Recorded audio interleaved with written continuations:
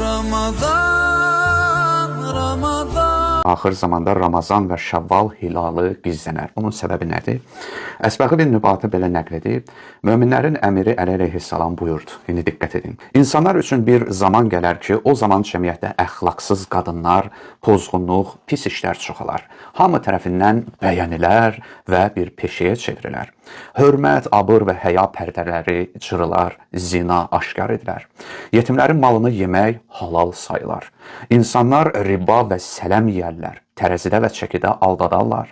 Malı miqdarından az satarlar. Məst edici şərabı, üzüm suyu, rüşvəti hədiyyə adı ilə halal sayar və başqalarının malına xəyanət etdikləri halda əmanət götürdüklərini iddia edərək ondan istifadə etməyi özlərinə halal bilərlər.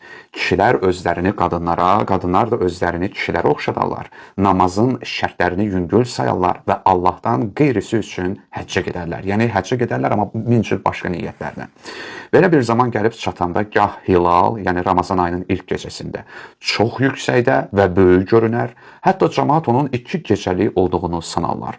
Gah da Ramazan ayının hilalı gizlənər və cəmaat Ramazan ayının daxil olmadığını düşünər, ilk günün orucunu yeyər və Ramazan ayının sonunda bayram günü oruç tutarlar. Diqqət, diqqət!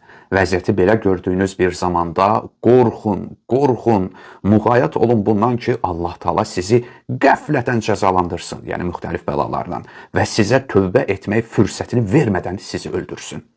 Bunun ardınca isə, yəni insanlar bu deyilən günahlara düçar olduqları zaman sanki insanlar bir-bir oğurlanırlar kimi ölüm ildırım işığı qədər çox sürətli və qəfil olacaq. Deyirik, niyə insanlar belə tez ölür? Hətta bir nəfər səhər yuxudan duranda sağ-salamat olacaq, axşam isə onu dəfn edəcəklər. Digər bir nəfər isə axşam sağ-salamat yatacaq, sübh yuxudan durmayacaq və meyit olacaq. Belə bir zaman gəlib çatanda bəla nazil olmamışdan öncə vəsiyyət yazmaq vacibdir. Həmçinin namazı əvvəl vaxtında qılmaq vacibdir və namazı axır vaxta saxlamağın qəzaya getməsi qorxusu var. Çünki insan bilmir, axır vaxtda diri olacaq, yoxsa ölü. Sizdən kim belə bir zamana gedib çatarsa və belə bir zamanda yaşayarsa, heç vaxt dəstəmazsız və təharətsiz yatmasın. Əgər imkanı və qüdrəti dəstəmazlı və təharətli olmağa çatırsa, bütün hallarda təharətli və dəstəmazlı olsun. Çünki o, ölümü barədə nigarandır və bilmir ki, Allah elçisi, yəni Əzrail ölüm mələyi, onun ruhunu qəbz etməyə nə vaxt gələcək.